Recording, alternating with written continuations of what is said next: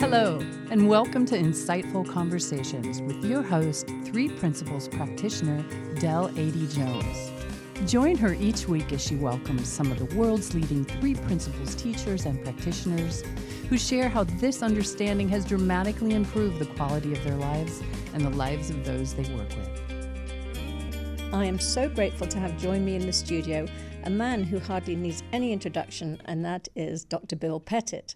As a former psychiatrist and original student of Sydney Banks, Bill is one of the most influential and sought-after teachers and practitioners of the Three Principles. These days, Bill and his wife, Dr. Linda Pettit, form the Doctors Pettit team, where they combine their wealth of clinical experience with the understanding of the principles, believing that everyone is capable of complete mental health and well-being. Welcome, Bill, and thank you so much for joining me on the show today. It's nice to be here, Del. Oh, thank you. Well, as I said earlier, you are just such a beautiful, kind, and gentle man, and I love what you have brought to the mental health arena with this understanding. And one of the things that you say is that there's nothing broken and nothing lacking, and that there's only really one mental health issue. So I would love, and that's about all I'm going to say on the show, because I want to give the stage to you to really just explain more about what you mean by that. Well, I certainly want you to feel free to, as you know from listening to me, I can talk on for some time, but I want you to know that I'm really fine to be guided too, if there's something that you want me to talk more about. Yeah. All I can say, Del, is that I feel blessed. I have my 50th anniversary from graduating from medical school this year. And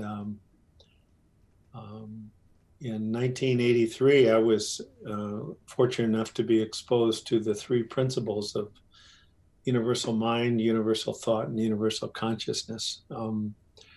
And principles behind life, behind creation, and it is very simple and yet very profound. At a personal level, we all have a mind, or we're all alive. We all have a mind, and we're all have the power to think. We're using a power, a gift that we've been given to think, and we're all conscious. We're conscious of what we think. In fact, whatever we think always looks real to us. It's just the way it is. We're making a movie from the inside out, one thought at a time, from birth to death, Mm-hmm. Yeah, I know that, we know that, but I also know in a world where we are bombarded with labels right now, that there are some people that just are mentally ill and they will never find that peace or well-being within them. So I would love you to really address how we can look at that differently through the principles.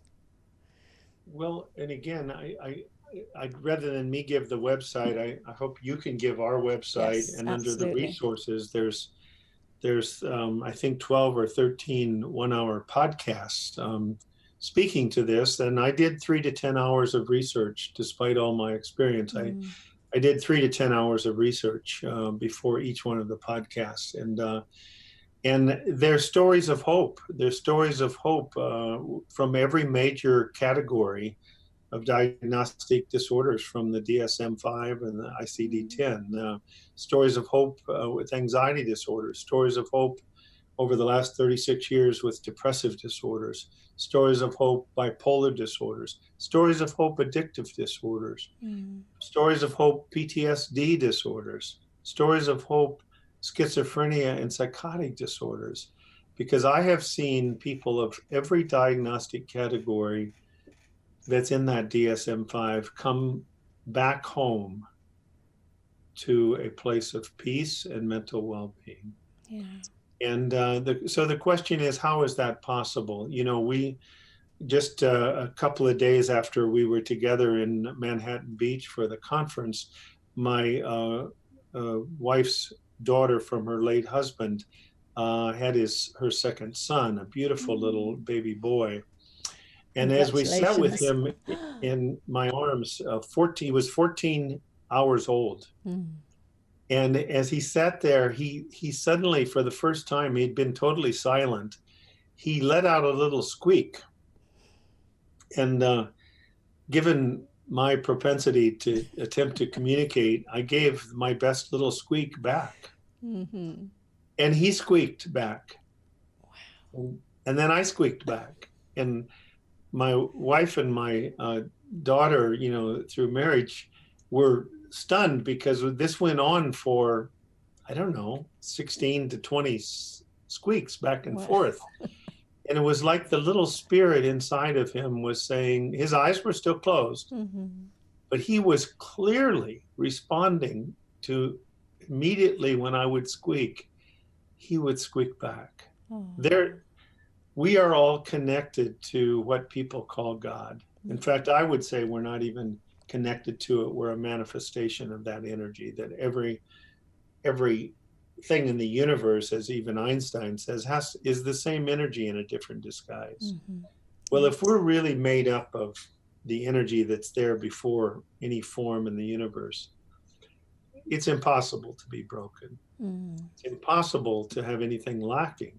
Now, the reason it appears that way is because of our level of spiritual and psychological understanding of what we are as human beings and how we're creating our experience. Yeah. And so I would say, and I was alone in this until recently. For 30 years, I've been telling people that there is one mental illness. It's really what I called a lack of understanding. That love is always there, but when there's a lack of understanding, people end up living in the chronic state of mental stress. Mm-hmm. Mm-hmm. And we don't have time to go into the details. I actually have a course on this, of the effect of that on our brain, on our body, and eventually on our behavior if we don't have understanding. Yeah.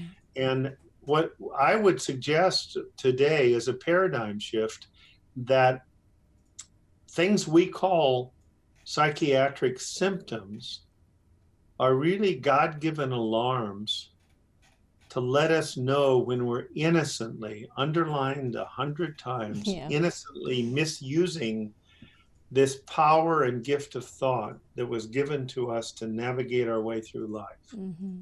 And given us resources beyond our intellect, to where we just know in a quiet mind, we access something beyond what's in our brain. And I'm sure we've all had that experience where we, in a good state of mind, we suddenly knew what to say to a client, what to say to our child, what to say to a loved one. Mm-hmm. We have the feeling of it coming through us rather than from us. Yeah. And so what do I mean by that? I literally mean that there are alarms that when we are start to get lost in our thinking in a negative way, our mood will go down. It just will. It's good that our mood will go down, just as it's good that you feel pain when you put your hand on a hot stove. Yeah. It allows you to get your hand off there before there's much tissue damage. So also, I have come to know that when my mood starts going down, and or my anxiety level or my tension level is going up, it's not being caused by what's going on in my life. It's being caused by what's going on in my head and the way that I'm relating to what's going on in my head. Yeah. And there's an understanding of these three universal principles. It's like anytime you understand principles, it makes things simpler. As a child, when we learn how gravity works, we make less messes. Right? Yeah, less broken bones. Less broken bones, less messes, less broken bottles. Mm-hmm. When I was 6 years old, I have a younger brother. He's just wonderful. He's 3 years younger than I, and I have two brothers and 3 sisters, but they're all wonderful. But my brother John was 3 and I was 6. And I was 6 years old and I knew about gravity. my little brother did not know about gravity as much. So we were on vacation. We were in a gas station. I can remember it vividly. And my dad got us all Cokes in the old big thick glass Coke bottles. And it had a straw in it. So I was drinking out of my straw, but I was holding on to the bottle. But Johnny decided that he would let go of the bottle and just hold on to the straw. And of course, the next thing, there was glass all over. I remember his face, like, what the heck just happened? Glass, and probably what the hell just happened if he knew the word. That glass, Coke, everything all over the floor. And I say that because it's vital to understand principles. It's vital to understand gravity. It's what keeps you and I, if we're on the third floor of a hotel building, and even though we're late for an important meeting, we suddenly realize it, we still, because we understand gravity, we don't jump out the window. Yeah. We know it's quicker than the stairs. We know it's quicker than the elevator, but we also know the incredible price we would pay for jumping out the third floor window to get to the ground quicker. You know, that saying that reminds me so much of a visual I had about what the principles have brought into my life. When I'm in a high mood, the understanding, just like you say, just like you understand gravity, the understanding of the principles, I see myself as like flying on a trapeze and trying things I've never normally tried because I know there's that safety net there. And then when I'm in a low mood, I always know again that the principles are there. And maybe I'm not high flying on a trapeze, but I just know that it's there, that it's supporting me and that everything's going to be okay. And just because I know, there's just a knowing. I never doubt it. So, and it's proved so many times over and over and over again to me to be there, you know, as a mother and everywhere in my life. So, whatever you call it, you know, I'm a historian buff, and since the beginning of time, people have wanted to understand that which was at the source of life. And that's what we're talking about. Whatever you call it, I tell people it really doesn't matter to me it matters to some people, but it doesn't matter to me what you label that. It doesn't change it. It doesn't make it any clearer what it is. It's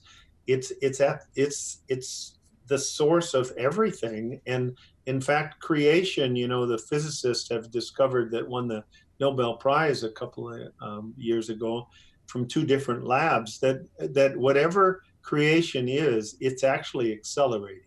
Yeah, I heard you say that. Faster and faster. Now, my little pea brain wants to know where it's going.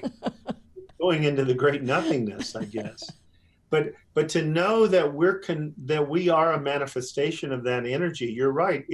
It's like, you know, that you have a safety net. You know that you are guided in a very powerful spiritual way, by a very powerful spiritual intelligence that's behind life. And I think it's worthwhile me saying that I, at 41 years of age, when I was first exposed to these principles, I had 26 and a half years of schooling.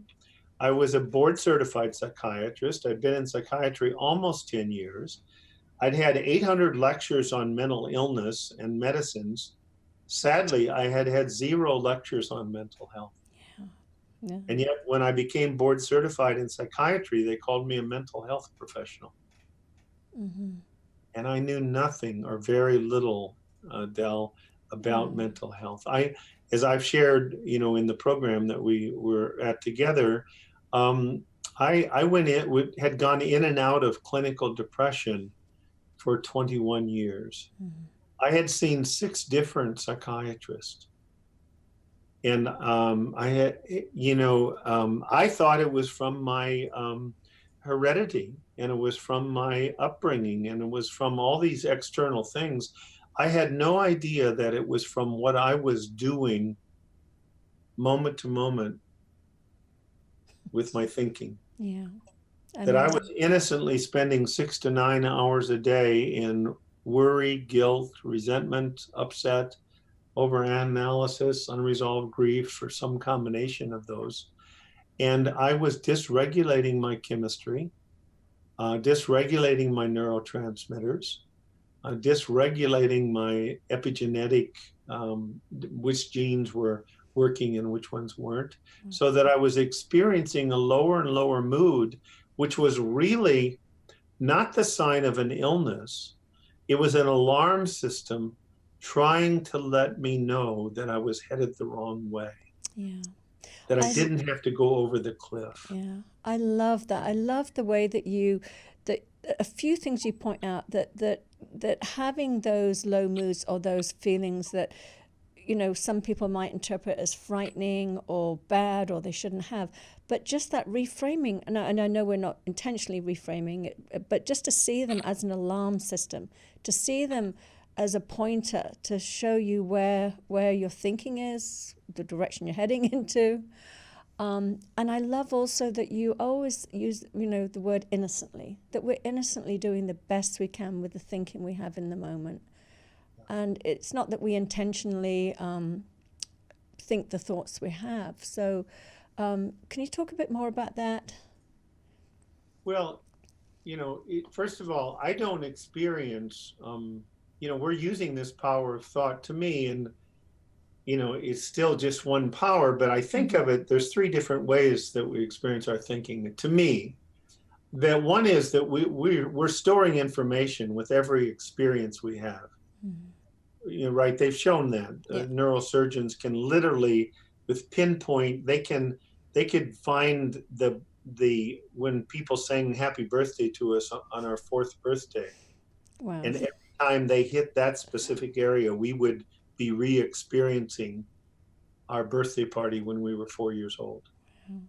Everything we experience is recorded, and that's good.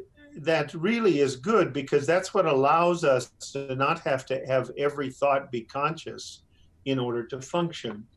You and I don't have to learn every morning how to brush our teeth or put on our clothes or shampoo our hair. There's a lot of things we do because we have memory, which allows us to access that so we can go, do other things in our life. Now, there's another thing that I can purposely think about something right now. I could think about a church steeple, or I could think about a dog or a car or whatever. I can direct my thinking in a certain way. And then there's times when the Buddhists talk about where we're in the state of no thought. And it doesn't mean that there's no thoughts, because it means that our personal mind has quieted down such that we're totally present in our life, unencumbered by past stuff or future apprehensions. We're totally in the present. That's why people talk about the power of now, the power of being present. That's why children have so much fun, is because they live the vast majority of their life in the same time it's going on. There was a psychologist who once said it's sad that most people don't they're not in their life as it's at the same time that it's going on. They're either so often in the past or in the future. Yeah. And when they're in the present, even I used to ruin the present by being upset that things weren't the way I wanted them to be. And then I wondered why I wasn't having a happy time in life. Right? Yeah. We all do it. Yeah, we can all do it, but the more we understand the feeling level as an alarm system, the more we wake up. The more we wake up, and in the state of no thought, then that's when those thoughts come through us that are wise and we're kind of surprised by. Where we just know what to do with a child or with a friend, or we know what to say. And it's the feeling that something's coming through us, rather than from us. Yeah. It's not coming from a memory. Oh, those two of my. I have my son Dan has twin girls 5.5 and twin boys 3.5. If you can imagine. Wow! Yeah. Wow! 2 sets of twins. Yeah. Yeah. Yeah, I remember very, very distinctly coming home a couple of years ago to one of my youngest son who was struggling at the time and very depressed. And I remember laying down next to him and I felt this thing come through me, which almost sort of very nicely but gently pushed me to the side saying, I've got this, you know. It was almost like something deep within me that was like sort of nervous or anxious or hysterical mother has got no place in this. Like, just, you know, I've got this. And I felt this, that something come through me. And I don't even remember what I really said. I just remember that whatever it was so soothing to him and just what he needed. And it was just incredible. And I was like, whoa, wow, I really felt that. So yes, and now I feel it so often. It's beautiful. I love it. I love getting out of my own way. I love seeing what comes through. Yes. And we would call that universal mind. You know, and people of some faiths would call it the Holy Spirit. You know, it doesn't matter. There is a spiritual power that in our personal mind, when we quiet down our use of our personal mind a little bit, we're more able to hear that guidance, that's always with us. So, you know, when I was young, I was taught that I had to pray for help when I was lost and didn't know what to do. And I see it differently, and I'm not asking anybody else to see it the way I see it. I see it differently now. I see that whatever that was that I was praying to is giving me everything that I need every moment of my life. So what I pray for is to have the courage to allow my own mind to quiet enough to be guided, to hear. Because I used to get caught up in analysis, Del. Yeah, me I too. just analyzed everything forever, so that even if that wisdom that was trying to come through you that day with your son, I would kind of bat it away, like, get away from me, I'm trying to figure this out. Yeah.